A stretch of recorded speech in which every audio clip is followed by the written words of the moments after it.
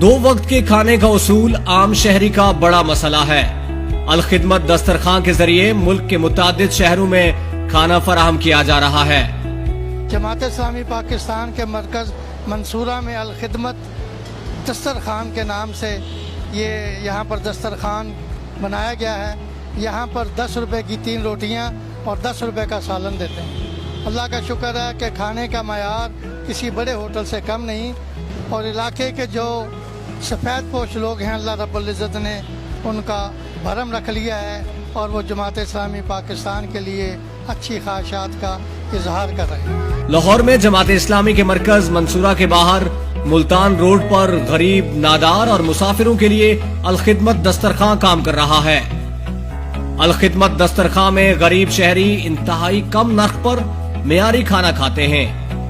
एक मजदूर बंदा है, वो दिहाड़ी करके आता है, उसको चलो 20 रुपए में खाना मिल जाता है, 10 रुपए की 3 रोटियां, 10 रुपए का सालन। यहाँ पे माशाल्लाह लाइन लगी होती है, तो ये बहुत अच्छा इन्होंने किया है। जो जमात इस्लामी वाले इन्होंने बहुत अच्छा किया, हम इनके शुक्रगुजार है। ये मजदूर लोगों के लिए बहुत अच्छा है, बहुत अच्छा है। गरीब लोग क्या करते हैं, इसके लिए तो बहुत अच्छा है। अल खिदमत दस्तरखान में काम करने वाले कारकुनान SOPs पर अमल करते हुए खाना तैयार करते हैं।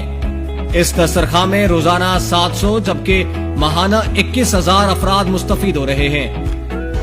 जमात इस्लामी की मेहरबानी और अल्लाह की मेहरबानी है ना दे, और इस हुकूमत से कोई उम्मीद नहीं रखते हम, कोई तवक्को नहीं है कि ये महंगाई नीचे आएगी या कोई सुकून मिल जाएगा या कोई राम मिल जाएगा। 20 रुपए में सालन और रोटी मिलती है इस महंगाई के दौर में।